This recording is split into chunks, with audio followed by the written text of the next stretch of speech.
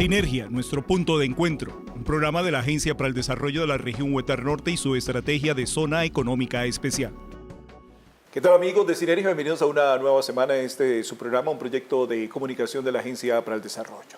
Bueno, siguiendo con lo acontecido en nuestro último programa en relación a ese recuento importante que se hace sobre lo que fue el año 2017 y también pues las expectativas que se tienen para este año 2018, tomando en cuenta también de que estamos hablando de que este será un año fundamental para nuestro país, porque el próximo 4 de febrero acudiremos a las urnas para elegir la próxima administración que regirá los destinos de nuestro país por los próximos 4 años. Pero aparte de esto también estaremos eligiendo a los representantes al primer poder de la República, como es la Asamblea Legislativa.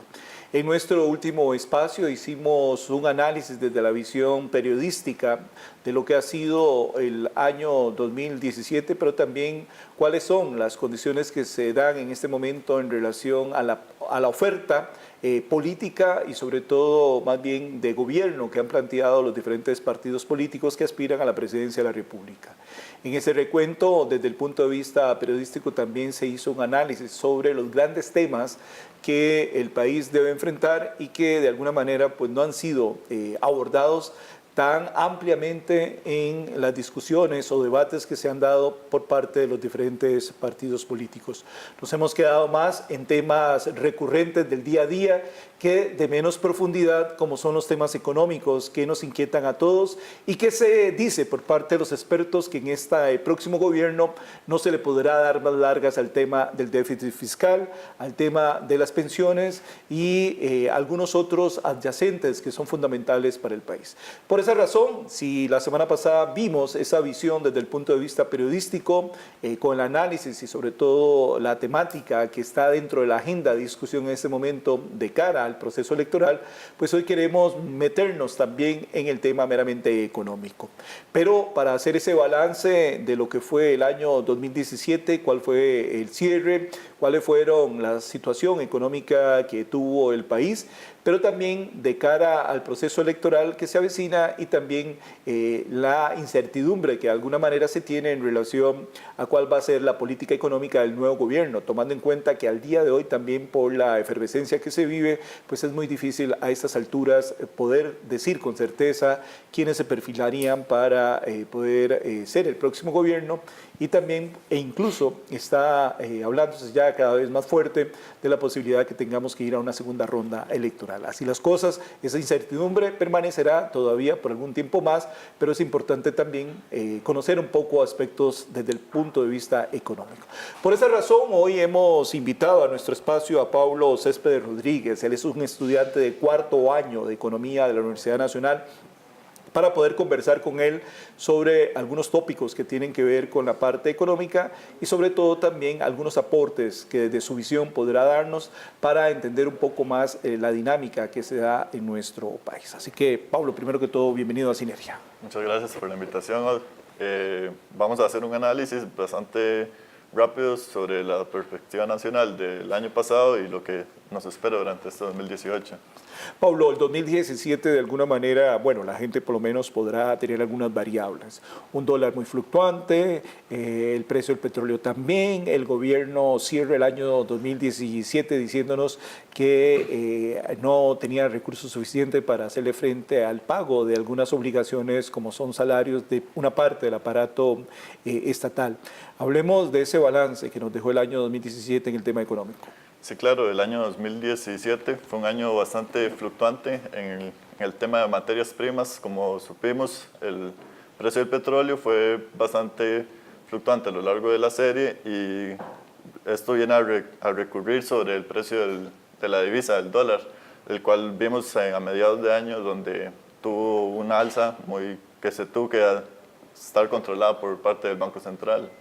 Hay que recordar también, y que creo que dentro de esto tenemos que verlo, algunos analistas políticos decían que cuando en Estados Unidos hay un estornudo, nosotros terminamos resfriados. Y es que también la política económica en los Estados Unidos varió con la entrada del gobierno de Donald Trump, que eso ha tenido repercusiones importantes en Latinoamérica y Costa Rica no ha sido la excepción, sobre todo en el tema de atracción de inversión, la inestabilidad de algunas empresas y el otro tema también ha sido obviamente la fluctuación del dólar. Sí, también cabe recordar las tasas de interés. A la llegada del gobierno de Trump, este personaje aumentó las tasas de interés, lo que obliga al Banco Central de Costa Rica al aumentar las tasas de interés también de la misma manera. ¿Para qué? Para que no haya una fuga de capitales. Entonces, Costa Rica, como usted lo dijo, se va reflejado del accionar de este país. Siendo uno de los principales socios comerciales, Costa Rica va a tener que actuar de una manera similar o bastante parecido al accionar de nuestros socios comerciales del norte. Recordar esto que dice Paulo, nuestros socios comerciales, el principal, obviamente los Estados Unidos, Centroamérica es nuestro segundo y Europa plantea como el tercer socio comercial. Paulo, en términos generales, el 2017, con sus altas y bajas, podemos decir que fue un año pues un poco estable para la situación de nuestro país. Sí, por lo menos en temas de inversión y demás, sí, se podría decir que es un año bastante estable, pero en temas de gasto del gobierno, déficit fiscal y deuda, se podría decir que es un año bastante estrellado. ¿Por qué? Porque no se pudo recaudar a finales de año de una manera óptima los ingresos esperados por medio de operaciones de mercado abierto, no se pudo recaudar, y lo que vino a dar problemas al tema de pago de salarios, pago de pensiones y demás, que a final de año no se pudieron dar de una manera óptima. Pablo, eso también se refleja en problemas de inversión que el mismo país tiene y en generación de obra pública, y con ello también pues el desbalance en cuanto a lo que es generación de empleo. Sí, claro. El anuncio por parte del presidente de la liquidez es espantar a la inversión extranjera directa. Algunos partidos políticos atacaban esta medida que tomó el presidente, pero hay que hacerle frente. Él fue lo que hizo, fue la opción que tomó, y sería intentar por parte de este año nuevo, intentar de atraer la mayor cantidad de inversión extranjera posible. Sin embargo, el 2017, por lo menos CINDE nos habla de que hubo un incremento de inversión extranjera en Costa Rica, pero bueno, seguimos teniendo una limitante en regiones como la nuestra, ¿verdad?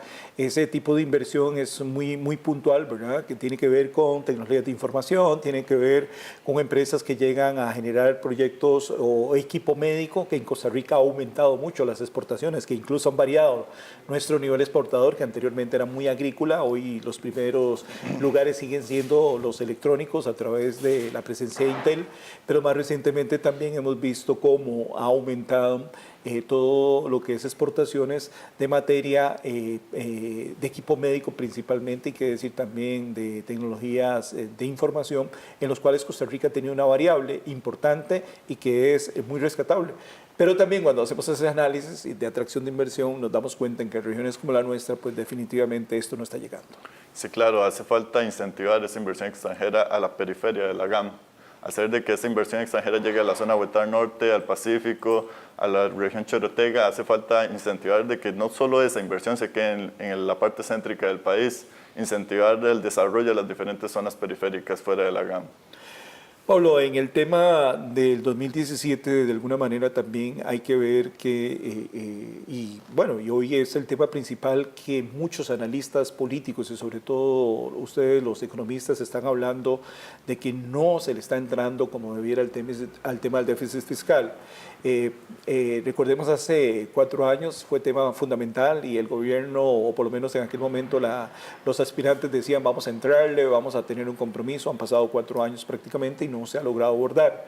Se dice que ya no hay tiempo, el país no puede detenerse más en un asunto tan necesario como limpiar un poco las finanzas públicas.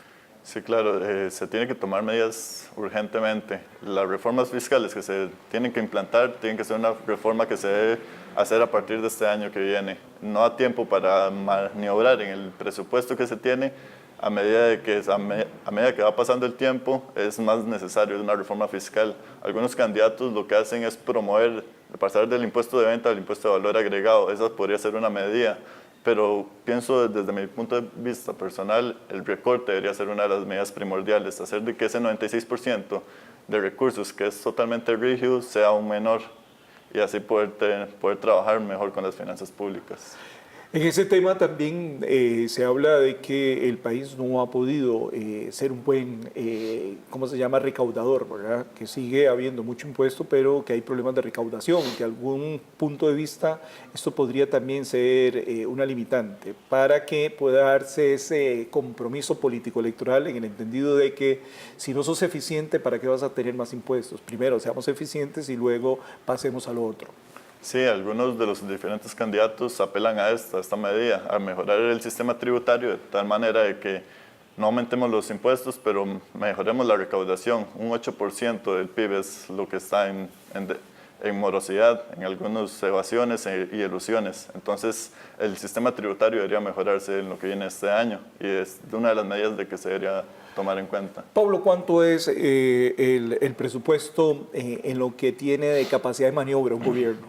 Es cercano al 4%, o sea, el gobierno entrante y el gobierno actual tiene un 4% de maniobra, un 4% que sí es flexible. El restante 96% es un presupuesto constitucional que no se puede variar en gran medida. Entonces, da mucho de qué pensar sobre cómo accionar los diferentes gobiernos. Sea cual sea el partido, va a tener una gran tarea en trabajar con ese 4% y ver cómo lo aumenta. Y en realidad es un margen bastante pequeño. Sí, claro, un 4% no es ni siquiera la mitad de lo que se le brinda a la educación pública. Entonces, sí, es una gran tarea que va a tener el gobierno entrante. Hay algunas propuestas muy puntuales, por ejemplo, lo de la educación, el PAN y otras cosas que se han estado hablando con mucho énfasis en relación con una de las alternativas. Sí, claro, la parte de la educación, constitucionalmente se dice que es un 8%. O sea, en los gobiernos anteriores se han venido dando un 7, un 6%, pero a medida que se vaya trabajando los candidatos y sus gobiernos, se van a ir trabajando en esto. Entonces, muchos de los candidatos lo que apelan es, prefieren un 6% de 1.000 millones o un 8% de 100 millones. Entonces, aquí es donde vienen las diferentes premisas, qué se toma, qué se hace. Entonces, eso es el trabajo que va a tener el gobierno entrante. Y lo otro también es que dentro de esa toma de decisiones que no podría darse una desbandada de cierre de puestos y otra cuestión, ¿verdad? Tiene que hacerse una cuestión muy balanceada. Y alguna gente habla de que lo mejor que podría darse es con el aparato estatal frenarlo donde está, pero sobre todo cómo transformarlo en más eficiente también, ¿verdad? Y ahí el otro punto, por ejemplo, las dos diferencias del sector público con el sector privado, que el sector privado siempre aduce que vemos un aparato estatal muy rígido, con poca maniobra, y de que también pues, se convierte en un punto en contra de la posibilidad de crecimiento para la producción y sobre todo para las exportaciones. Sí, más que todo, de un aparato muy rígido sería un aparato estatal muy amplio. Es demasiado grande el Estado, son demasiada la cantidad de dinero que se gasta en empleos públicos y en convenciones que se están dando sin ninguna medida. Una de las medidas que se puede tomar y se debería tomar sería el recortar de una manera relativa el tamaño del Estado y de tal manera de que los recortes se vayan hacia otro sector económico, hacia otro tipo de industria, que los desempleados que se generen por estos recortes tengan una actividad económica en otro sector, no solamente el sector estatal. Entonces ahí es donde viene a trabajar la parte de inversión extranjera directa. Recortamos aquí, pero estos van para allá. Entonces así nos aumenta el desempleo y los niveles de pobreza y criminalidad y demás serían controlados sin importar el recorte. Es un poco como la propuesta que está haciendo Trump dentro de los Estados Unidos.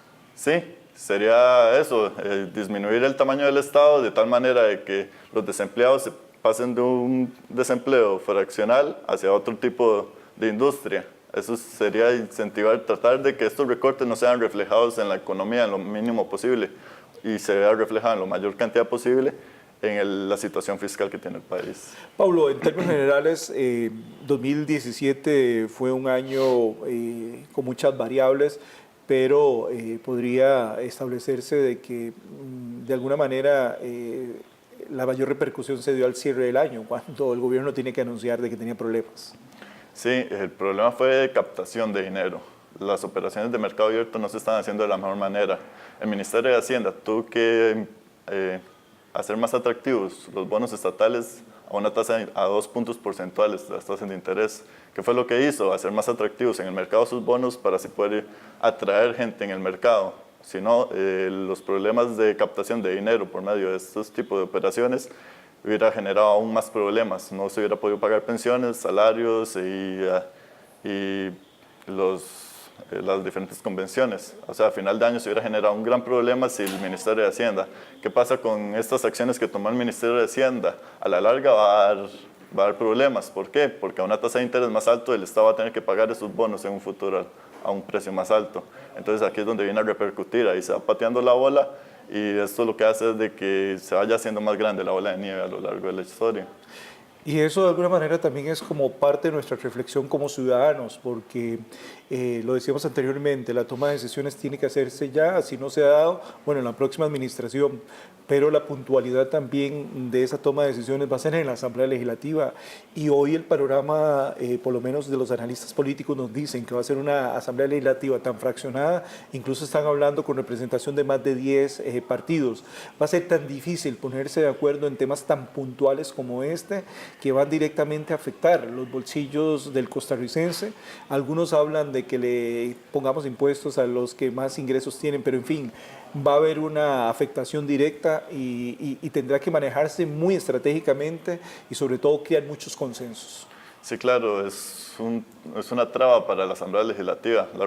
Las diferentes reformas económicas van a ser de gran dificultad para que estas vayan a pasar. Una que esté tantos partidos en la Asamblea Legislativa va a ser de que la reforma fiscal que se viene vaya a tardar más, que eso va a perjudicar gravemente la economía del país y que los diferentes accionarios económicos que repercuten en la Asamblea Legislativa vayan a durar más en su aprobación. Entonces, la gran fraccionización de la Asamblea Legislativa va a tener grandes repercusiones a lo largo de los 4 años que se vienen. Esto nos lleva también a decir que entramos con una especie de incertidumbre.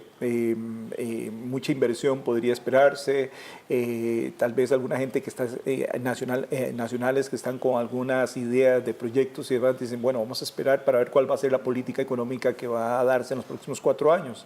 Y eso también de alguna manera viene a desacelerar un poco la inversión y sobre todo pues el ingreso al Estado costarricense.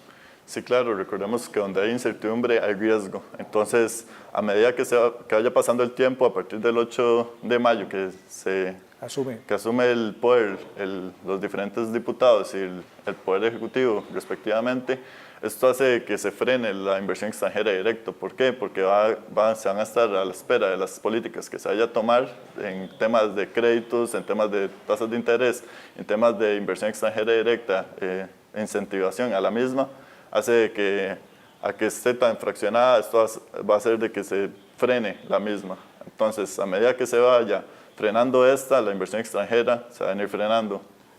Y eso también le lleva a uno a la mayor preocupación y sobre todo para hacer ese análisis por parte de los futuros inversionistas o inversionistas nacionales, en el entendido que el tema económico no ha sido tan profundo de análisis en esta campaña política y eso todavía crea más incertidumbre.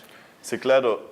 El problema es de que algunos candidatos quieren hablar con lo que suena mejor, hacen apelaciones simplemente para salir del déficit fiscal, hacen apelaciones al crecimiento económico, que si bien es la medida más óptima, hay que también hablar, y eso es lo que ellos no quieren, de los recortes que se deben generar y de las reformas fiscales que deben de pasar. Entonces, simplemente es politiquería, se podría decir de una manera más coloquial, donde simplemente lo que quieren es ganar un sector de votos, pero en su plan de gobierno hablan de recortes, hablan de impuestos y hablan de cosas que tal vez al electorado no le gusta tanto o no les parece tanto.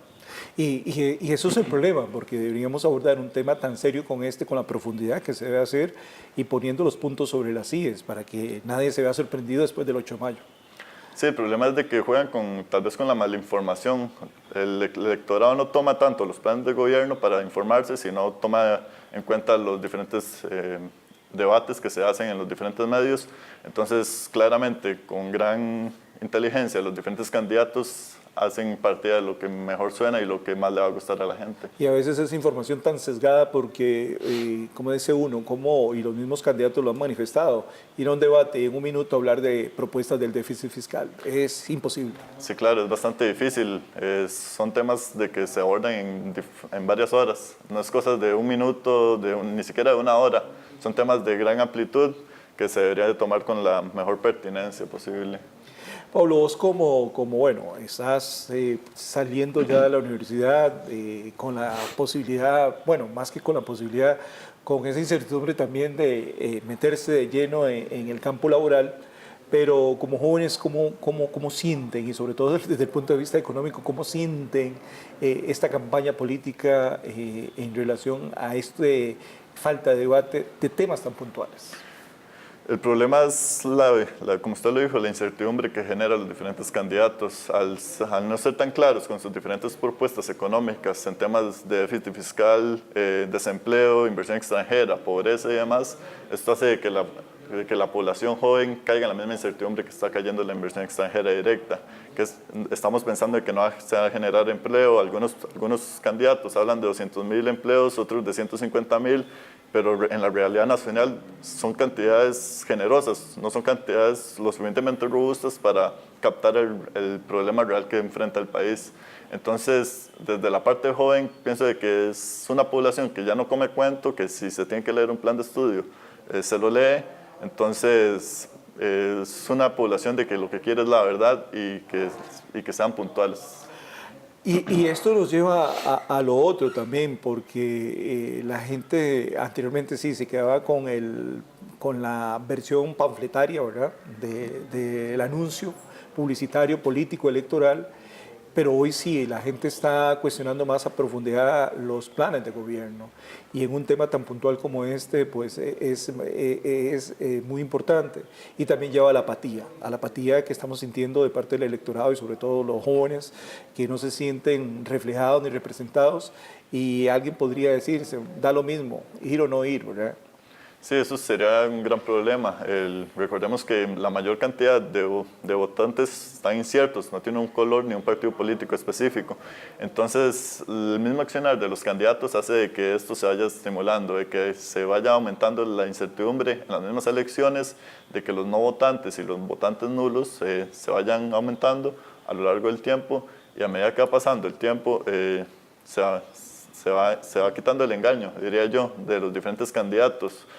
Ya no se ocultan cosas, ya la globalización hace de que todo el mundo sepa los diferentes papeles que juegan cada uno de los candidatos. Y tomar en cuenta que el tema económico es transversal, tiene que ver con todo, porque si estamos mal en este manejo, no hay inversión, no hay obra pública, la educación, la salud, se ve reflejada en todo, viene la inseguridad, que de alguna manera la estamos viviendo con el ingreso del narcotráfico y otras cosas, el pago ¿cómo se llama?, de ayudas para poder obtener, y entonces no nos percatamos de que es un tema tan sensible, y que no está siendo, como hemos dicho en este espacio hoy, que no ha sido con la prontitud, pero más que con eso, con la profundidad que uno quisiera, y sobre todo ustedes, analizar punto por punto cuál es la propuesta de cada candidato, porque a veces, como se dice, sabemos el qué, pero no el cómo. Sabemos cuál es el problema, pero cómo lo vamos a resolver, y ahí es donde nos estamos quedando rezagados. Sí, personalmente yo veo como el tema del déficit fiscal como la tarea primordial del gobierno entrante. Usted puede hablar de seguridad, de corrupción, de lo que sea, pero ¿cómo lo va a hacer si no hay recursos? ¿Cómo usted aplica una medida de seguridad si no existen los recursos en el gobierno? Entonces, es algo tiene que dar de qué hablar en las 2 semanas que quedan. Es algo que no se puede quedar por atrás. Entonces, la situación fiscal para mí personalmente es lo que más amerita la atención en este momento. ¿Por qué? Porque si sabemos la economía mueve todo. Entonces, ¿cómo se van a cumplir las diferentes tareas en los diferentes temas no económicos si no existen ni siquiera los recursos para ello? Sí, uno esperaría que el 8 de mayo, ya dejadas las banderas políticas y todo, se le entre un tema tan serio como este en la Asamblea Legislativa, por ejemplo. Sí, claro, el 8 de mayo ya se tiene que empezar a hablar de recortes y de impuestos. Lastimosamente es eso. no se habla de impuestos en este momento por la misma campaña política que se hace, para no ahuyentar a los diferentes electores o los diferentes simpatizantes de un partido u otro, pero sí se tiene que abordar con gran precisión esos dos temas primordialmente. Pablo, en el caso tuyo, cuando ves esta campaña política, me imagino, obviamente, lógicamente, haces un análisis más profundo de la propuesta de cada uno de los candidatos en este tema tan sensible. Sí, claro. Uno lo que hace es tomar el plan de trabajo en sí y hacer un estudio pertinente de cada una de las metas que tienen estos. Algunos tienen disparates y otros tienen ideas muy acertadas, y hacer el análisis, más que todo, sin un color político, para no cegarse. Sí, entonces, esa sería la mayor tarea de los diferentes analistas y las diferentes personas que vayan a estudiar los diferentes planes de trabajo. No ver los diferentes planes con un color político, sino como una persona totalmente neutral. Y ese sería un ejercicio que debemos hacer para los próximos días que restan. Sí, claro, para las 2 semanas que quedan, y por lo menos leerse 5 planes de gobierno de los primeros 5 candidatos sería una de las tareas primordiales, pienso yo. Pablo, en el análisis desde 2017 las tasas, la tasa básica pasiva pues se mantuvo por ahí, ¿verdad? En un 5.92. Eso también implicó, o es un tema que a veces no le ponemos mucha atención, pero significa que aquellas personas que tienen en préstamos bancarios, pues si esta fluctúa hacia arriba, pues va a tener que pagar más, ¿verdad? Y lo que hablábamos anteriormente, pareciera que lo que de alguna manera importa acá en nuestro país, también en los Estados Unidos va hacia la alza, y esto implica también esto.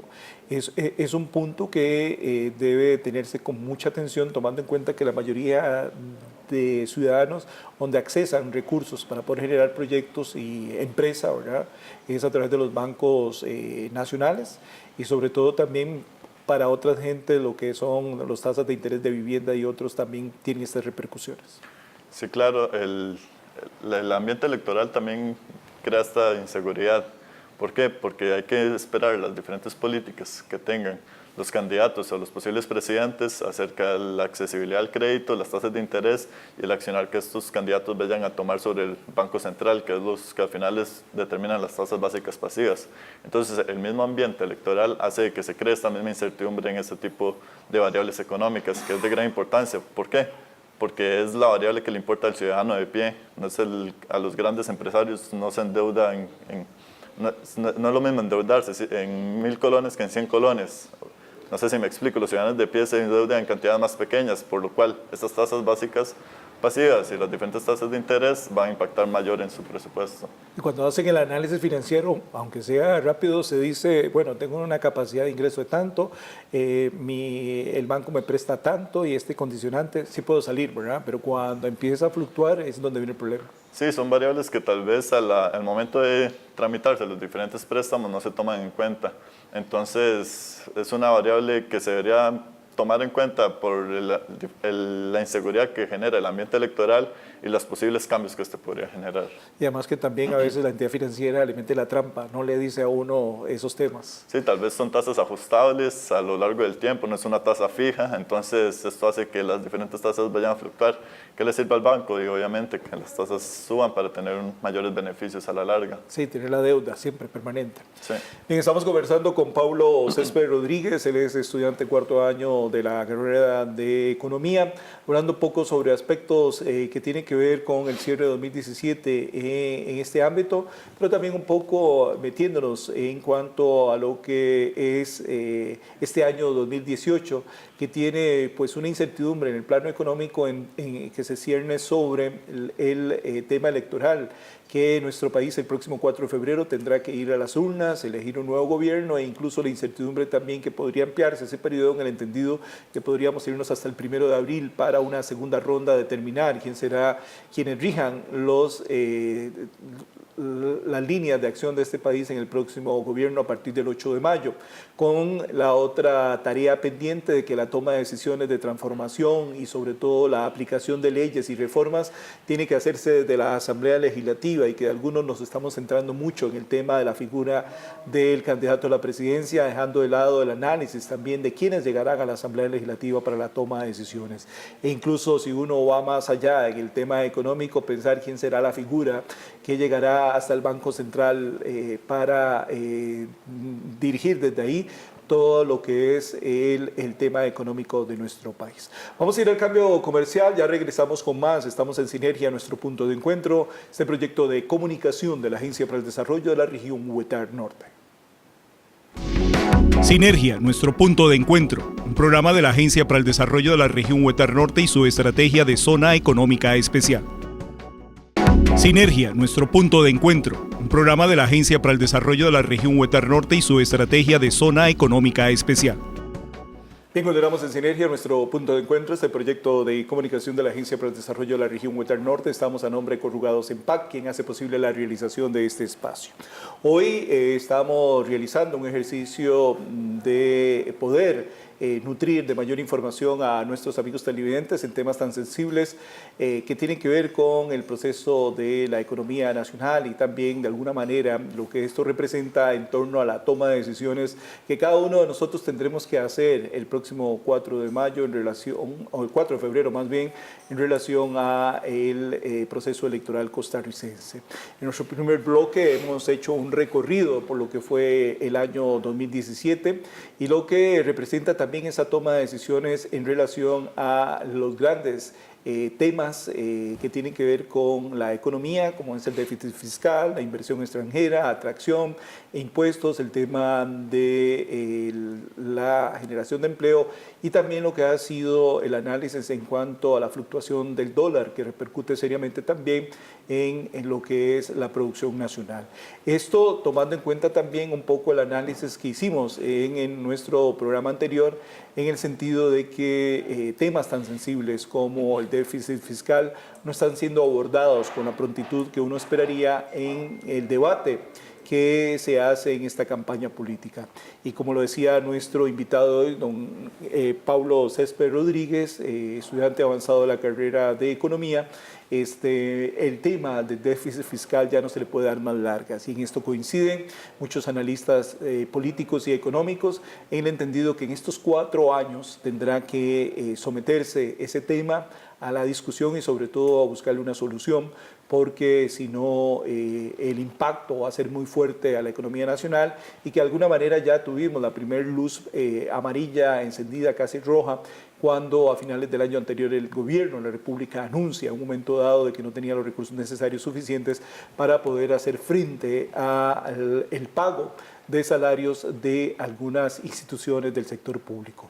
Por otro lado, un sector privado que procura seguir aumentando su producción, seguir exportando, seguir mejorando la economía, pero sienten también de que no están siendo atendidas sus necesidades con la prontitud que requieren y sobre todo también que sienten que el aparato estatal ha crecido tanto que se ha enredado en sus propios mecates y que de alguna manera pues esto también va en detrimento de poder hacer empresa en este país, tomando en cuenta también la gran cantidad de impuestos y otros rublos que hacen difícil esa generación de empresa y con ello por lo consiguiente el estímulo para el desarrollo de empleo.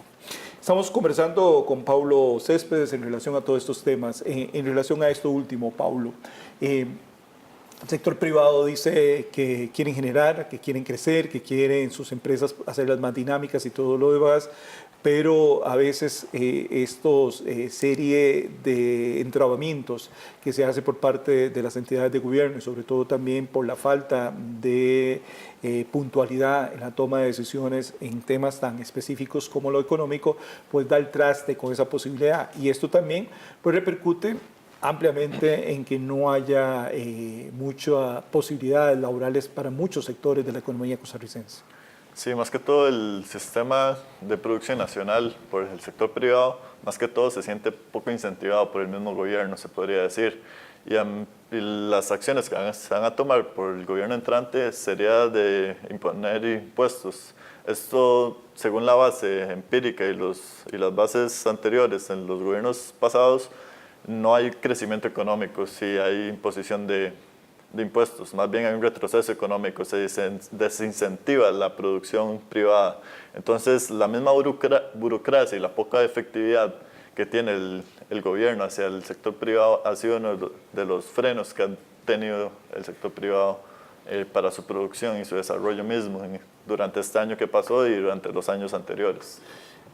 Tiene razón el empresario en este momento de estar un poco a la incertidumbre de lo que va a pasar. Sí, claro, las elecciones, esto es lo que está generando en el sector privado.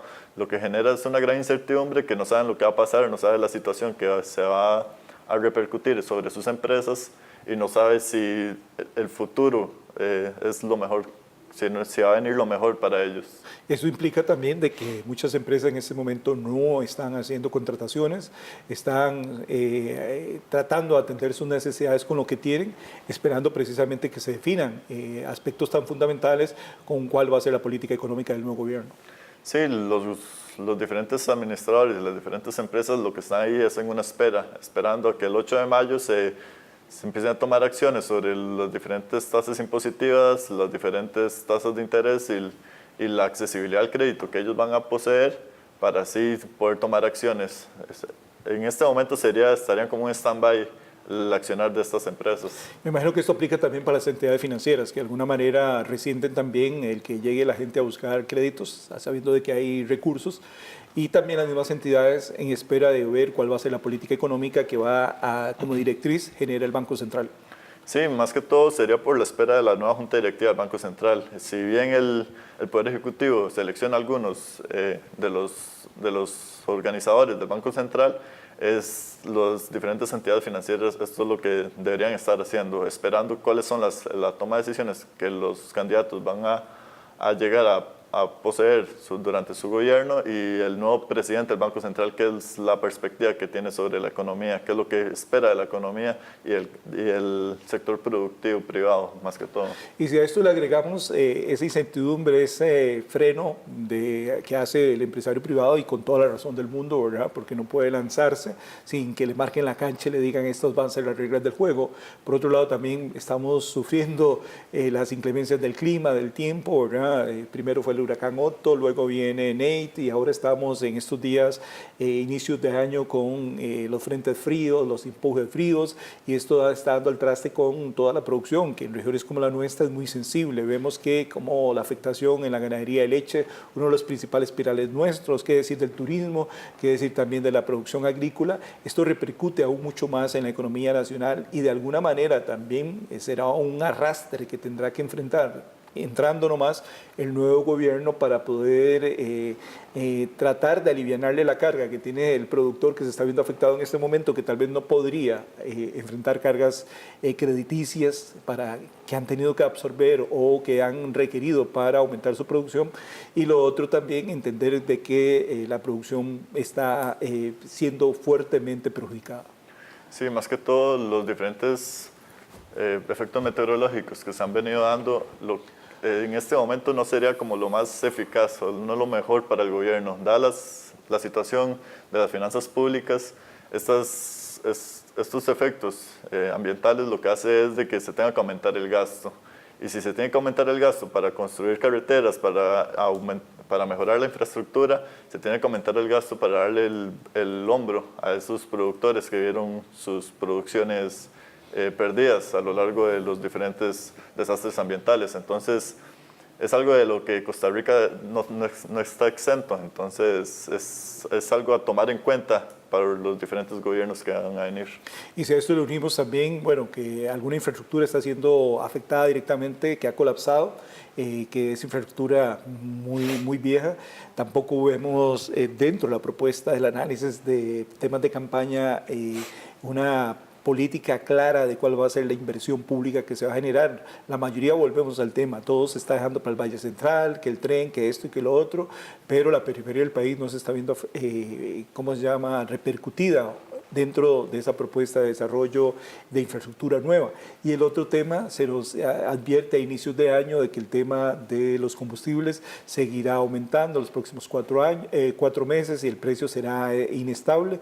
Esto, con todo el problema que estamos hablando, vendrá a repercutir mucho más y va a costar mucho poder resolver o aumentar la producción con estos estándares. Sí, claro, los diferentes candidatos se centran simplemente en el gran área metropolitana. Entonces hay que ponerle ojo a las diferentes propuestas que tiene sobre el desarrollo de las zonas periféricas, la zona Huetar, la Chorotega, el Pacífico y las demás. Entonces sería de poner gran atención a estas propuestas para que no solamente se queden en la GAM, sino exigir de que haya un desarrollo económico a lo largo del país. Y el tema de las materias primas es algo muy importante. ¿Por qué? Porque el precio del petróleo nos va a incidir en gran medida sobre la divisa. Entonces, a medida que se vaya fluctuando este precio de esta materia prima, entonces así va a trabajar nuestra divisa y así nos vamos a ver repercutidos tanto en exportaciones como en importaciones. Pablo, en términos generales y por toda la conversación que hemos sostenido desde el punto de vista de joven, analítico, un tema tan sensible como el económico, el mensaje es a los que nos ven a través del programa de televisión es de que estamos en una toma de decisiones muy seria, que debemos verla con ese carácter. No es el simple hecho de ir a una urna, sino hay que tomar una valoración. Esto implica que tenemos que asumir un compromiso muy grande, ¿verdad? Porque todos estamos dentro de este barco que se llama Costa Rica y en buena o mala medida que lleve un buen rumbo depende de todos nosotros. Y por eso es importante en estos espacios ese análisis y sobre todo ese mensaje de la seriedad que todos tenemos que tener en estos últimos días para hacer dentro de nuestras posibilidades el mejor análisis posible de la oferta electoral que se nos está poniendo sobre la mesa para tratar de lograr llevar a gobierno a un grupo de trabajo que más pueda entender la dinámica de desarrollo que el país tiene y obvio también las personas que llegan a la Asamblea Legislativa tomando en cuenta también de que tendrán sobre sus espaldas la toma de decisiones de temas tan sensibles como la parte económica.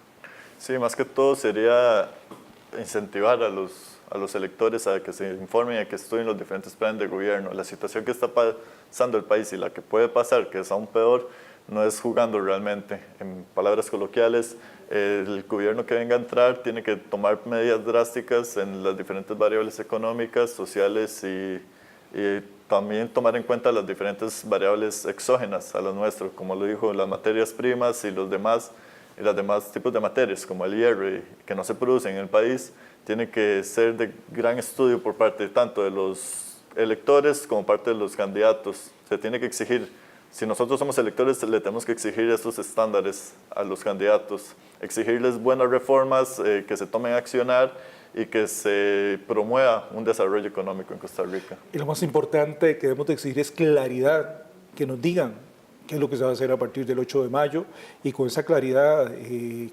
transparencia, porque no es válido de que hoy por ganar votos escondan una realidad que el país requiere que se la digan cómo estamos realmente de cara a la toma de decisiones que tendrá que hacerse a partir del 8 de mayo. Y bajo esas circunstancias creo que también la gente que está poniendo su nombre para asumir puestos de liderazgo y sobre todo de toma de decisiones tienen que hacerlo con transparencia y claridad. Sí, claro, más que todo sería exigirles compromiso político a estos candidatos, que se hable con claridad, que sea lo mayor transparente posible, que se hable cómo está el país realmente. No simplemente por ganar electores se va a hablar de un desarrollo económico, ok, se habla de un desarrollo económico, pero ¿dónde hablan de impuestos que tanto hablan en los planes de gobierno? Entonces si es bien tarea o compromiso político de los candidatos, también es tarea de nosotros como electores llegar a estudiar el plan de trabajo, saber no comer cuentos, no quedarnos simplemente con los debates, con lo que se dice en las entrevistas y lo que se dice en redes sociales. Sí, además porque, por ejemplo, este último tema en las redes sociales a veces lanzan cortinas de humo para quitarle importancia a temas como los que estamos abordando. Pablo, desde el punto de vista tuyo, lo personal, estás a punto de dejar el aula universitaria ya formado. ¿Cuál es la expectativa que ves dentro de la posibilidad inmediata de poder insertarse en el mundo laboral? Personalmente pienso que es algo bastante difícil. La situación económica no está como para estar contratando por parte de las diferentes empresas y más que todo porque algunas tienen políticas de experiencia. Entonces las personas jóvenes no están siendo contratadas. Entonces, desde mi perspectiva, lo que espero es de que el gobierno que venga promueva la inversión extranjera directa, promueva el desarrollo de tal manera de que el desempleo en general, sin importar la edad, sin importar la educación y lo demás, venga a la baja. Es decir, que se abran oportunidades para todos por igual.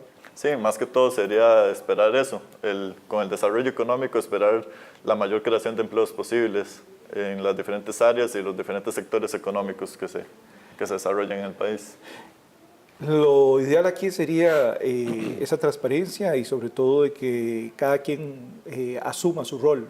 Nosotros como electores, el que está pretendiendo llegar al gobierno, el que está pretendiendo llegar a la Asamblea Legislativa, que nos clarifiquen cuáles son las ideas y posiciones de cara a los próximos 4 años, que serán 4 años vitales para el futuro inmediato del país, sobre todo porque no podemos dejar de lado que formamos parte de una aldea global, donde las repercusiones y las situaciones que se están dando en el mundo, sobre todo, como decíamos al inicio del programa, estamos muy ligados a lo que pasa en los Estados Unidos. Y bueno, hoy también nuestras exportaciones que viajan a Europa, necesitamos también todo lo que está pasando en Europa con las transformaciones políticas que se están dando, países como Alemania que están teniendo serias repercusiones, qué va a pasar con la salida de Inglaterra, ¿verdad? Y todos esos temas de independencia que en algunas partes del mundo se están dando, por ejemplo, en el País Vasco, en España.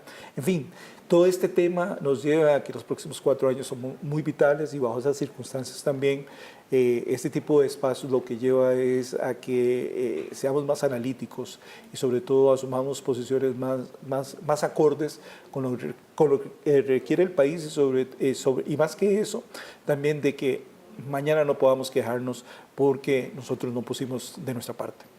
Sí, claro, sería seguir con la frase, en guerra avisada no muere soldado. Vienen años muy difíciles para el país que, si bien tiene que tomar su tarea a lo interno y asumir sus papeles de manera interna, no hay que dejar de lado las diferentes variables exógenas, los medios de globalización, lo que está pasando en Inglaterra, el desarrollo de las zonas asiáticas y el desarrollo en el norte va a ser de gran vitalidad para el desarrollo mismo económico de Costa Rica. Entonces, es una tarea de todos y simplemente tomar cartas en el asunto sobre los diferentes temas, tanto económicos, sociales y culturales del país. Y aparte de eso también tenemos que tener un ojo aquí y otro en el resto del mundo porque todas esas implicaciones y para tratar de hacer mejor negocio. Otro tema que está por ahí son los tratados de libre comercio, ¿verdad? Que tenemos hoy muchos y que alguna gente dice que no se le ha sacado todo el provecho que se requería para un país como el nuestro por sus oportunidades. Y también la otra ventaja que tenemos es que nuestro nivel de exportación es muy variado. Ya no estamos tan supeditados a un producto como años atrás que éramos el café. Hoy tenemos una variedad más grande que también tenemos que aprovecharnos de todas estas variables que de alguna manera son fortalezas y no estamos tan mal, pero tenemos fortalezas, pero tenemos que aprovecharlas al máximo.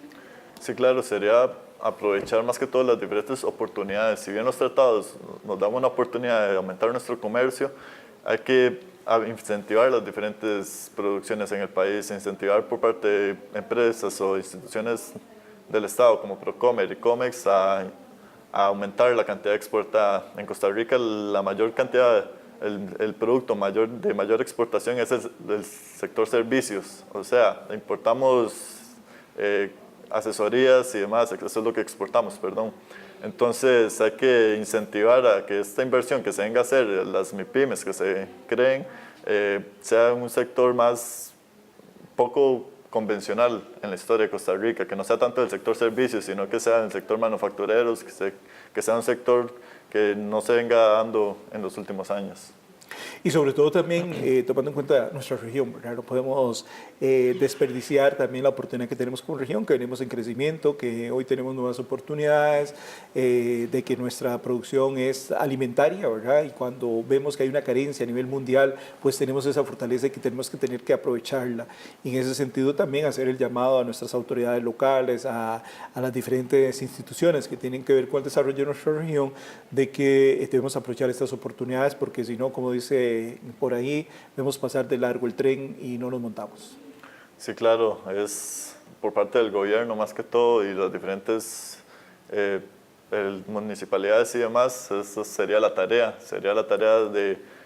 de incorporar a estas empresas, a estos agrícolas, a estos desarrolladores de pequeñas y medianas empresas para así incentivarse en estos diferentes mercados. Sí, porque alguien decía, hacer empresa en Costa Rica es muy difícil, la tramitomanía que tenemos que enfrentar es muy grande, la falta de apoyo de las entidades, las instituciones, cada vez es más difícil por la gran cantidad de impuestos, pero a eso le ponemos también las cargas sociales, de que las instituciones rectoras a nivel país, en lugar de ayudarte, de darte luces por donde, de facilitarte procesos, más bien te estrujan, más bien te ponen muchas piedras sobre el camino, y ser emprendedor en Costa Rica la verdad es que es muy muy difícil, y el panorama, pues si no hay una toma de decisiones clara en la próxima administración, pues el panorama será todavía mucho más incierto.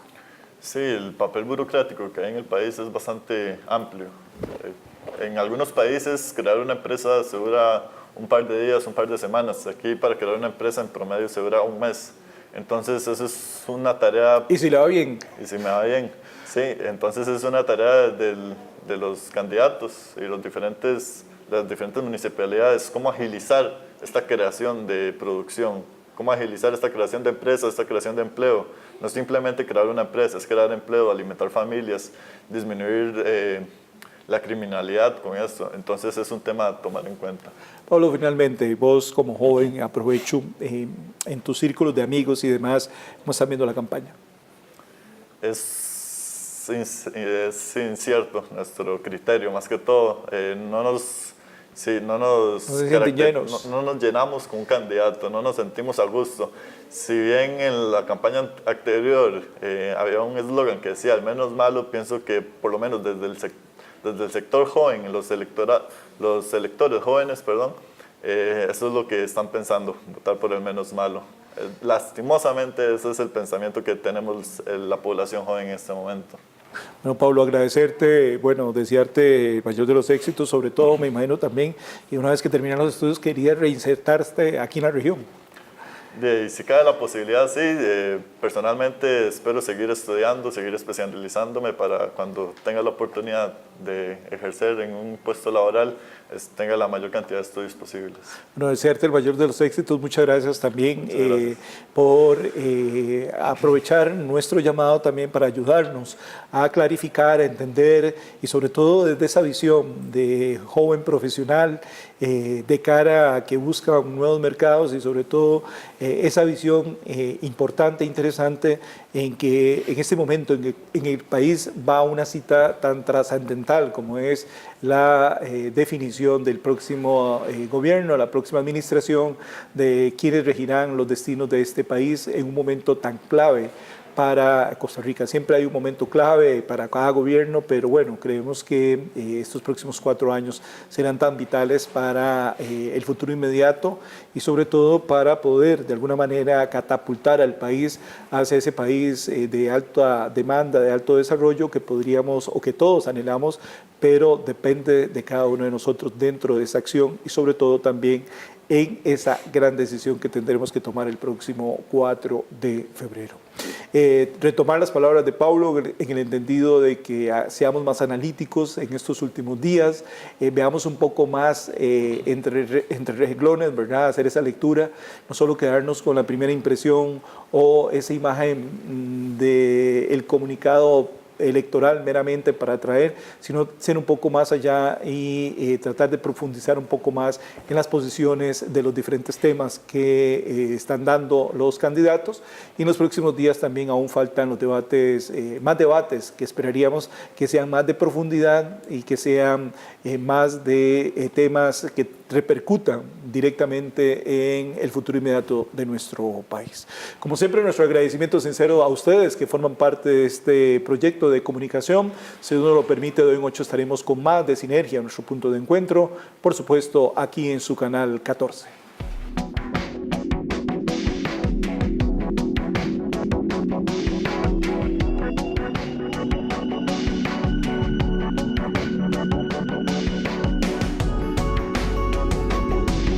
Sinergia, nuestro punto de encuentro, un programa de la Agencia para el Desarrollo de la Región Huetar Norte y su estrategia de Zona Económica Especial.